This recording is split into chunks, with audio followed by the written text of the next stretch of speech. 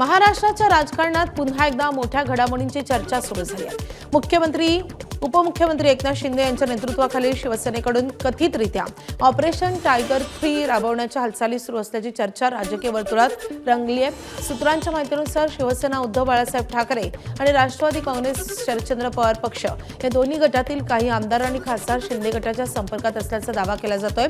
गेल्या काही दिवसांपासून या लोकप्रतिनिधींशी पडद्यामागे चर्चा सुरू असल्याची माहिती समोर येते। विशेष म्हणजे ठाकरेंच्या शिवसेनेतील 10 आमदारांनी शिंदेच्या शिवसेनेत प्रवेश करण्याबाबत सकारात्मक भूमिका घेतल्याचा दावा शिंदे गटातील सूत्रांकडून करण्यात आलाय। मात्र पक्षांतर बंदी कायद्याच्या अडचणी टाळण्यासाठी आवश्यक संख्याबळाची जुळवाजुळव करण्याचे प्रयत्न सुरू असल्याची चर्चा आहे। त्यामुळे आणखी काही आमदारांना आपल्या बाजूने वळवण्याची रणनीती आखली जात असल्याचं सांगितलं जात आहे। याशिवाय ठाकरेंच्या शिवसेनेतील एका खासदाराशी संपर्क साधण्यात आल्याची राजकीय वर्तुळात चर्चा आहे आणि दोन्ही पक्षातील आमदार खासदारांशी चर्चेची जबाबदारी सोपवण्यात आली आहे। ते माजी मंत्री आणि आमदार डॉक्टर तानाजी सावंत आणि खासदार डॉक्टर श्रीकांत शिंदे यांचे निकटवर्तीय ॲडव्होकेट निलेश देशमुख यांच्यावर। त्यामुळे आगामी काळात शिवसेना आणि राष्ट्रवादीच्या दोन्ही गटांमध्ये आणखी मोठी फूट पडणार का याकडे सर्वांचंच लक्ष लागलंय।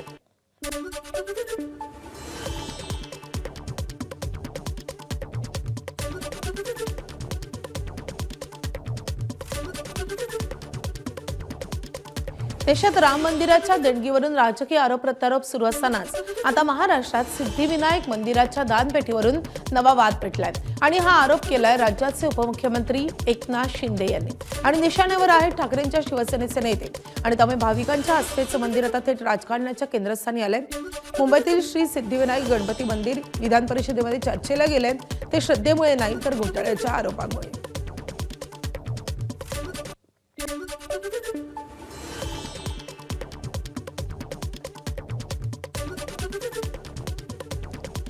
दरम्यान सिद्धिविनायक मंदिर दानपेटी घोटाळ्याच्या आरोपांवर आदित्य ठाकरेंनी प्रतिक्रिया दिली आहे। जर शिंदेचे आरोप खरे असते तर आदेश बांदेकर यांच्या सोबत गुवाहाटीला पळाले असते असं आदित्य ठाकरेंनी म्हटलंय। आरोप खरे असते तर त्यांच्यासोबत गुवाहाटीला पळाले असते। त्यांच्यावर जे भाजपने त्यावेळी आरोप केले होते पळकुट्यासारखे पळाले ते घाबरून सुरत, गुवाहाटी, गोवा आणि मग इथे येऊन ते मुख्यमंत्री बनले। एकंदर काय तर त्यांनी जे ऑपरेशन देवेंद्र फडणवीस सुरू केलेलं आहे त्याच्याकडून कुठेतरी तुम्हाला डिस्ट्रॅक्ट करण्यासाठी हे सगळे करत आहेत।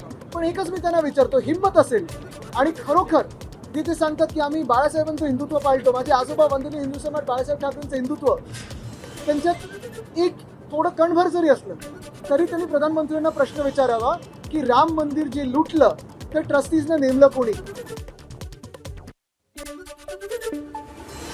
मनसेचे अध्यक्ष राज ठाकरे यांनी केलेल्या टीकेवर मुख्यमंत्री देवेंद्र फडणवीसांनी प्रत्युत्तर दिले। राज ठाकरे मिमिक्री आर्टिस्ट असल्याचा टोला फडणवीसांनी लगावला आहे। मी तर काही सुपारीबाजांबद्दल बोललो, मी टोपी फेकली होती।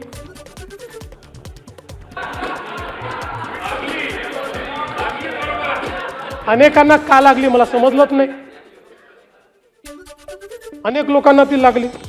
तर ते जाऊ द्या, आता मी एक वाक्य हिंदीमध्ये बोललो।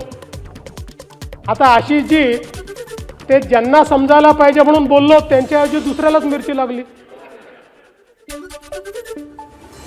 आणि आमचे मिमिक्री आर्टिस्ट मला म्हणायला लागले हिंदीत का बोलले। पूर्ण भाषण मी मराठीतच केलं, पण मला काही अडचण नाही। ते आमचे मित्र आहेत आणि ते मित्र असल्यामुळे राजकारणात तर त्यांच्यापासून आम्हाला काही धोका नाही, पण आनंद आहे ते राजकारणात आहे। ते जर मिमिक्रीच्या क्षेत्रात गेले असते तर एकाही स्टँडअप कॉमेडियनला या ठिकाणी मार्केट राहिलं नसतं। हिंदीमध्ये बोललो, भाडे के टट्टू। काही लोकांना त्याचे दुःख झालं आणि ते म्हणाले मुख्यमंत्र्यांनी सुसंस्कृत बोलायला पाहिजे होतं। म्हणून नानाभाऊ जाऊन मी अभ्यास केला आणि आता मी भाडे के टट्टू हे माझं वाक्य परत घेतो आणि त्याला सुसंस्कृतपणे भाटक गदर्भ म्हणतो। भाडे के टट्टू नाही, भाटक गदर्भ। आणि जर कोणाला समजलं नसेल तर मग सुपारीबाज। मनसे अध्यक्ष राज ठाकरे यांनी काल केलेल्या टीकेवर मुख्यमंत्री फडणवीसांनी प्रत्युत्तर दिलेलं होतं। राज ठाकरे मिमिक्री आर्टिस्ट असल्याचा टोलाही फडणवीसांनी लगावला होता। राज्याचे कौशल्य विकास मंत्री मंगलप्रभात लोढा यांनी शेती क्षेत्राबाबत वादग्रस्त वक्तव्य केले। भारत शेतीमुळे नव्हे तर स्टार्टअपमुळे सोने की चिडिया होता असा दावा त्यांनी केलाय। तसेच शेती उत्पादनं विकणं पाप मानलं जायचं असंही अजब विधान त्यांनी केलंय. राष्ट्रीय स्वयंसेवक संघाचे सुरेश सोनी यांच्या वाक्याचा आधार घेऊन त्यांनी हे वक्तव्य केले. मात्र यानंतर मंत्री लोढांनी याबाबत स्पष्टीकरणही दिले. मी असा काय बोलला नाही. मी जे बोललं मी परत रिपीट करतो की भारत पूर्वापासून सोन्याची चिडिया म्हणून भारतची ओळख होती. भारत कृषीप्रधान देश होता तरी कधी आपल्या जे कृषीचे विकायच्या नको. आपण जे सोन्याची चिडिया होतं त्याच्या मागचं कारण आपला घरी घरी स्टार्टअप होता. प्रत्येक महिला, प्रत्येक पुरुष, प्रत्येक विद्यार्थी सर्वांनी काय काय करायच्या. म्हणून त्या काळामध्ये आपला GDP फार जास्त होता. 25पेक्षा जास्त कंट्रीमध्ये आपला एक्सपोर्ट होत होता. आता परत आपला भारतने स्वामी विवेकानंदच्या शब्दामध्ये विश्वगुरू करायचे असेल तो घरी घरी स्टार्टअप केला पाहिजे. हा माझ्या भारत कृषीप्रधान देश होता, आज पण आहे, नंतर पण राहणार आहे. सत्ताधारी पक्षातीलच आमदार विधान परिषदेमध्ये एकमेकांना भिडलेले पाहायला मिळाले. भाजपचे आमदार प्रवीण दरेकर आणि शिंदेचे आमदार बच्चू कडूंमध्ये जोरदार खडाजंगी झाली. बच्चू कडू सभागृहात आल्यापासून ते मंत्र्यांना बोलत असताना सातत्यानं डिस्टर्ब करतात असा आरोप प्रवीण दरेकरांनी केला. यानंतर संतापलेल्या बच्चू कडूंनी भाजपच्या नेत्यांवर जोरदार हल्लाबोल केलाय.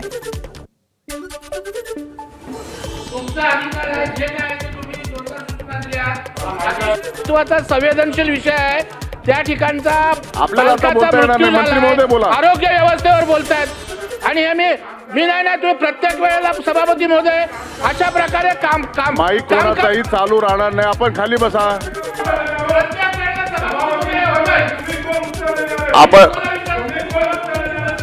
आपण खाली बसा.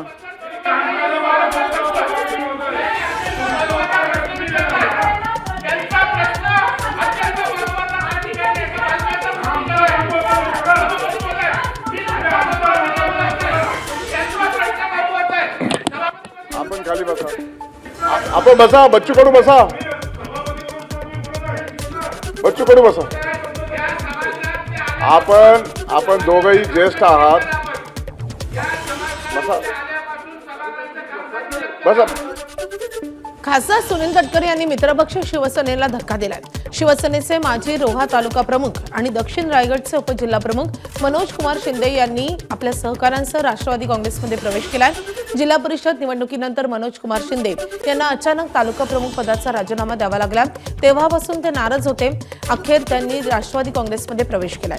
सुनील तटकरे यांचे कट्टर विरोधक असलेले शिंदे त्यांच्यासोबत गेल्यानं अनेकांच्या भुवया उंचावल्या आहेत. मी बदलतोय असं तुमचा जो काय आरोप आहे की तुम्ही जे बोलताय की त्यासाठी बदललेलं नाहीये. मी परत एकदा सांगतो, त्यासाठी बदल नाही, परिस्थितीने बदलवलेला आहे. जर माझ्यासारख्या कार्यकर्त्याला ज्यांनी रोह्यामध्ये शून्यातून शिवसेना उभी केली, वटवृक्षासारखी शिवसेना उभी केली आणि त्याला ज्या वेळेला बाहेर काढलं जातं बेछूट आरोप करून, त्यावेळेला शेवटी काय मनाची परिस्थिती बदलावी लागते आणि त्याप्रमाणे बदललोय. असं काय बदलावासाठी काय विशेष काय लागलेलं नाहीये.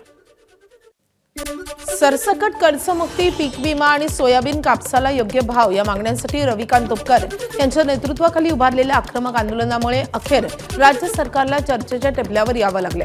विधान भवनात मुख्यमंत्री देवेंद्र फडणवीस, मंत्री गिरीश महाजन आणि रविकांत तुपकर यांच्या शिष्टमंडळात जवळपास पाऊण तास सविस्तर बैठक झाली.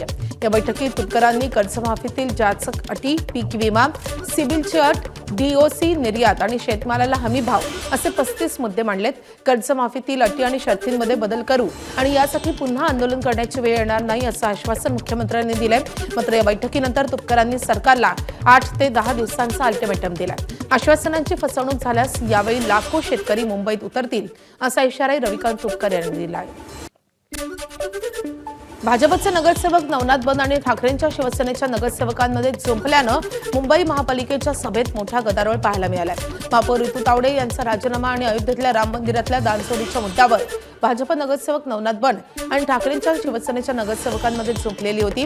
मुंबई महापालिका मुख्यालयामध्ये सभागृह सुरू होताच ठाकरे समर्थक नगरसेवकांकडून घोषणाबाजी सुरू झाली. अयोध्येतल्या राम मंदिरातल्या दानचोरीच्या मुद्द्यावर घोषणा देऊन ठाकरेंच्या शिवसेनेच्या नगरसेवकांनी सभागृह दणाणून सोडलं. या सभेमध्ये आयुक्त अश्विनी बेडे यांनी स्वतः उपस्थित राहावं अशी मागणी विरोधी पक्षाच्या नगरसेवकांनी लावून धरली.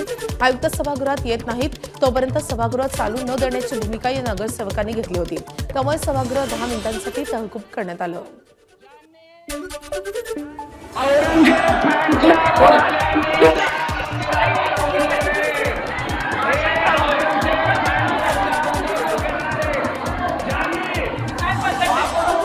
ऐका नाही तुम्ही चुकीचं करताय. नाही भाषणच त्यांचं ऐकू देत नाहीये.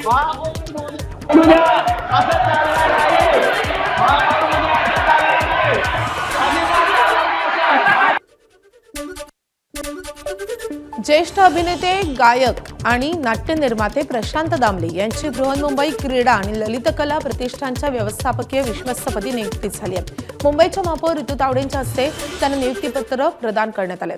प्रतिष्ठानच्या विश्वस्त मंडळानं दामले यांच्या नावाला सर्वानुमते मंजुरी दिली आहे. 36 नाटकातील 13,538 पेक्षा अधिक प्रयोगांचा जागतिक विक्रम आणि लिम्का बुक ऑफ रेकॉर्ड्समध्ये 4 वेळा नोंद असलेले दामले सध्या अखिल भारतीय मराठी नाट्य परिषदेचे अध्यक्ष म्हणूनही कार्यरत आहेत. त्यांच्या अनुभवाचा प्रतिष्ठानच्या कला आणि क्रीडा क्षेत्रातील उपक्रमांना मोठा फायदा होईल असा विश्वास महापौरांसह पदाधिकाऱ्यांनी व्यक्त केला आहे. नागपूर जिल्हा ग्रामीण राष्ट्रवादी काँग्रेस शरदचंद्र पवार पक्षाच्या अध्यक्षपदाची धुरा आता युवा नेते सलील देशमुख यांच्याकडे सोपवण्यात आली आहे. पक्षाचे ज्येष्ठ नेते आमदार जयंत पाटील यांच्या हस्ते मुंबईत त्यांना नियुक्तीपत्र प्रदान करण्यात आले. सोबतच नागपूर पदवीधर मतदारसंघाच्या समन्वय पदाचीही दुहेरी जबाबदारी त्यांच्याकडे सोपवण्यात आली आहे. यापूर्वी जिल्हा परिषद सदस्य आणि युवक काँग्रेसचे विदर्भ प्रमुख म्हणून काम केलेल्या सलील देशमुख यांच्या या नियुक्तीमुळे नागपूर ग्रामीणमधील पक्ष संघटनेला नवी ऊर्जा मिळणार असल्याचा विश्वास कार्यकर्त्यांनी व्यक्त केला आहे. राज्यातील शिक्षकांचं आंदोलन अखेर मागे घेण्यात आलंय. मंत्री गिरीश महाजन यांच्या मध्यस्थीनं शिक्षक संघटनांनी आंदोलन मागे घेण्याची घोषणा केली आहे. थकीत टप्पा वाढ मार्च महिन्यापासून देण्याच्या निर्णयावर संघटना राजी झाल्यात आणि यापुढे शिक्षकांना आंदोलन करण्याची गरज पडणार नाही असं आश्वासनही मंत्री महाजनांनी दिलंय. मात्र सरकारनं शब्द पाळला नाही तर 1 एप्रिलपासून पुन्हा आंदोलनाचं हत्यार उपसू असा इशारा आता या शिक्षक संघटनांनी राज्य सरकारला दिला आहे. मुंबईतल्या मोडकळीस आलेला आणि धोकादायक जुन्या चाळींच्या पुनर्विकासाचा मार्ग आता मोकळा झालाय. म्हाडाच्या इमारती धोकादायक ठरवण्यासाठी सक्षम प्राधिकरण आहे हे स्पष्ट करणारं गृहनिर्माण क्षेत्र विकास सुधारणा विधेयक विधान परिषदेमध्ये एकमतानं संमत झाले. यापूर्वी म्हाडा हा सक्षम प्राधिकरण नाही या कारणामुळे अनेक इमारतींचा विकास रखडला होता. हा वाद उच्च न्यायालयापासून सर्वोच्च न्यायालयापर्यंत गेला होता.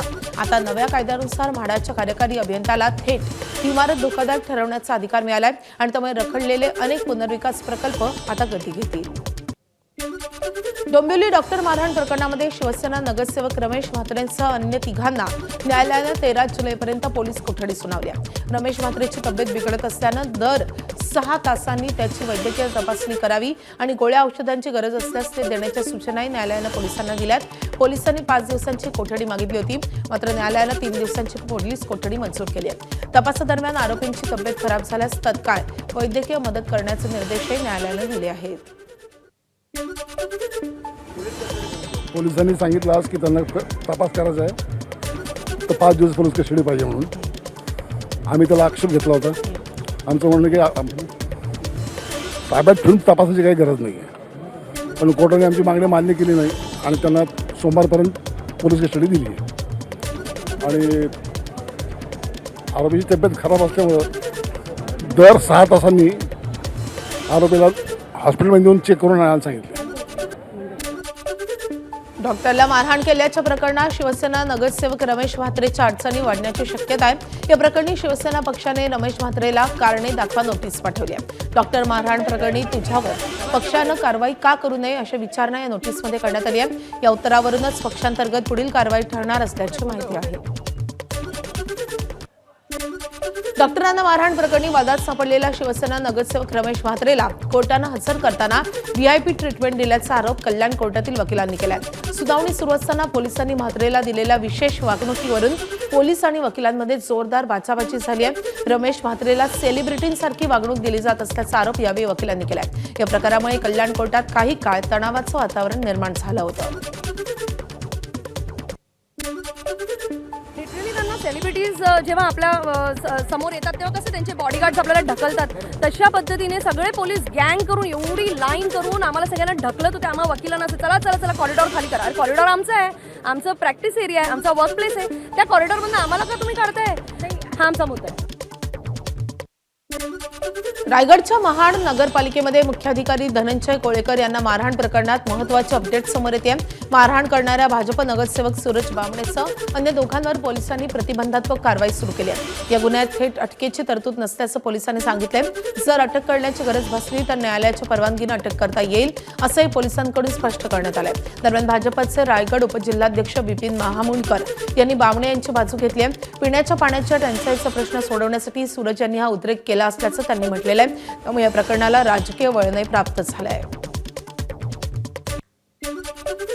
जो उद्रेक आहे तो हा पिण्याच्या पाण्याचा आहे. कालची झालेल्या पिण्याच्या पाण्याच्या संदर्भात मुख्याधिकारी आणि नगरसेवक आमचे सूरज बामणे यांच्यात झालेली झटापट ह्याचं फार मोठं मी समर्थन करणार नाही. परंतु लोकांच्या भावना लक्षात घेऊन जर पाहिलं तर पाण्याच्यासाठी एवढं झगडावं लागतं आत्तासुद्धा, ही दुर्दैवाची बाब आहे. तर आमच्या नगरसेवकाला सुद्धा तिने जर मारहाण केली असेल तर निश्चितपणे आम्ही सुद्धा त्यांचा निषेध करतो. परभणी महापालिकेत तणावाचं वातावरण निर्माण झालं होतं. डम्पिंग ग्राउंडच्या तक्रारी संदर्भात कारवाईबाबत विचारणा करण्यासाठी आलेल्या शेख रफिक शेख रौफ या तरुणानं महापौर सय्यद इक्बाल यांच्या दालनामध्ये शिवीगाळ केली आहे. महापौरांचा आरोप आहे की या तरुणाच्या हातात धारदार शस्त्र होतं आणि त्याचा उद्देश हल्ला करण्याचा होता. मात्र कर्मचाऱ्यांनी आणि खासगी सुरक्षा रक्षकांनी त्याला तत्काळ ताब्यात घेतले. या प्रकरणी महापौरांचे स्वीय सहाय्यक रमेश चव्हाण यांच्या फिर्यादीवरून नवा मोंढा पोलीस ठाण्यामध्ये सरकारी कामात अडथळा आणल्याचा गुन्हा दाखल झालाय. घटनेच्या निषेधार्थ महापालिकेच्या अधिकारी कर्मचाऱ्यांनी काम बंद आंदोलन केलं. जे महापौरांच्या विनंतीनंतर मागे घेण्यात आले. साताऱ्याच्या कृष्णानगर येथील महावितरण कार्यालयासमोर राष्ट्रवादी शरदचंद्र पवार पक्षाच्या कार्यकर्त्यांनी स्मार्ट मीटर सक्तीच्या विरोधात जोरदार आंदोलन केले. या आंदोलनामध्ये शरद पवारांच्या राष्ट्रवादीचे प्रदेशाध्यक्ष शशिकांत शिंदे आणि माजी आमदार बाळासाहेब पाटील हे देखील सहभागी झाले होते. महावितरण आणि फडणवीस सरकारच्या धोरणांच्या विरोधात कार्यकर्त्यांनी जोरदार घोषणाबाजी केली आहे. हातात स्मार्ट मीटरची प्रतिकृती आणि स्मार्ट मीटर सक्ती नकोच, जनतेची लूट थांबवा असे फलक देऊन शासनाचा निषेध नोंदवण्यात आलाय. हा निर्णय जनतेवर जबरदस्तीनं लादण्याचा प्रयत्न केल्यास अधिकाऱ्यांना त्यांची जागा दाखवा असा थेट इशाराही या आंदोलकांनी दिला आहे. राष्ट्रीय स्वयंसेवक संघाच्या अखिल भारतीय प्रांत प्रचारकांच्या बैठकीला बेळगावात प्रारंभ झालाय. सरसंघचालक डॉक्टर मोहन भागवत आणि सहकार्यवाह दत्तात्रय होसपाळे यांच्या प्रमुख उपस्थितीत ही 3 दिवसांची बैठक होणार आहे. क्षेत्रप्रचारक, सहक्षेत्रप्रचारक आणि 46 प्रांतांच्या प्रमुखांसह संघाशी संबंधित संस्थांचे संघटन मंत्री या बैठकीत सहभागी झाले. प्रशिक्षण शिबिर, शाखावाढ, संघाच्या शताब्दी पूर्तीचे कार्यक्रम आणि सरसंघ चालकांच्या पुढील वर्षातील प्रवासावर या बैठकीत चर्चा होणार आहे. सुरक्षेच्या कारणास्तव बैठकीच्या ठिकाणी मोठा पोलीस बंदोबस्त ठेवण्यात आलेला होता. परिसरात प्रवेशावर निर्बंधही घालण्यात आले आहेत. नांदेड जिल्ह्यात आलेल्या 4.2 रिश्टर स्केल तीव्रतेच्या भूकंपानंतर महामार्गावरील पुलाच्या भिंतीची पडझड झाल्याच्या घटनेवर राष्ट्रवादी काँग्रेस शरदचंद्र पवार पक्षाचे प्रदेशाध्यक्ष जयंत पाटील यांनी गंभीर प्रश्न उपस्थित केलेत.